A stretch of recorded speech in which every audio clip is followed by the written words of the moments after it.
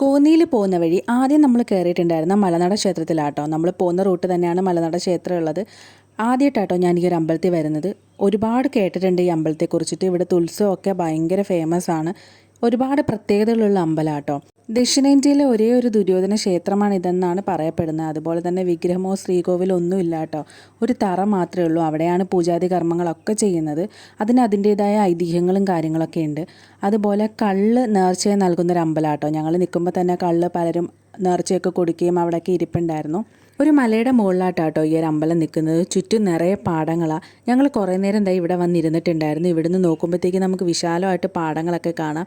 അവിടെ സേവ് ഡേറ്റിൻ്റെ ഷൂട്ടിങ്ങും കാര്യങ്ങളൊക്കെ നടക്കുന്നുണ്ട് കേട്ടോ. ഈ ഒരു സ്പോട്ട് ഒരുപാട് വീഡിയോസിലും ഫോട്ടോസിലൊക്കെ ഞാൻ കണ്ടിട്ടുണ്ട്. പക്ഷേ ഫസ്റ്റ് ടൈമാണ് നേരിട്ട് വന്ന് കാണുന്നത്. ഉടനെ തന്നെ ഇവിടെ എന്തോ വിശേഷങ്ങളും കാര്യങ്ങളും ഒക്കെ നടക്കുന്നുണ്ട് കേട്ടോ. അതിൻ്റെ ഒരുക്കങ്ങളൊക്കെ അവിടെ നടക്കുന്നുണ്ടായിരുന്നു.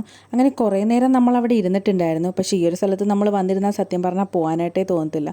അതുപോലൊരു കാഴ്ചയാട്ടോ ഇവിടെ നിന്ന് നോക്കിയാൽ കാണാൻ പറ്റുന്നത്. അങ്ങനെ കുറച്ച് നേരം നമ്മൾ അവിടെ ഇരുന്നിട്ടുണ്ടായിരുന്നു. അതെല്ലാം കഴിഞ്ഞിട്ട് നമ്മൾ മെയിൻ ഡെസ്റ്റിനേഷനിലോട്ട് പോകാനായിട്ട് ഇറങ്ങി. കോന്നിയിലോട്ടാട്ടോ നമ്മൾ പോകുന്നത്.